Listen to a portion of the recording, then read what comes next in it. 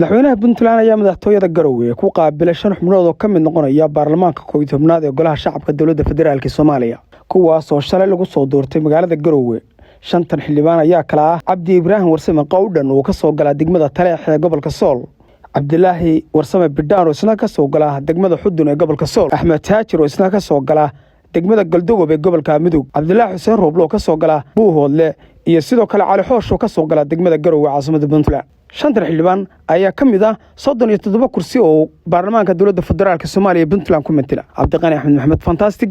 Telefishinka Saab, Garowe. Qoonmaal Islaam iyo Fatwa ma qabtaa weydiimo diini ah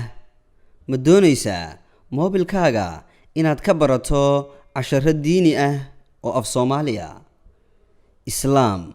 iyo Fatwa waxaad ka helaysaa fatwa diini ah tafsiir xadiis fiqi siiro dhaqanka suuban ducooyin soo qor fatwa ama Islaam una dir hal shan eber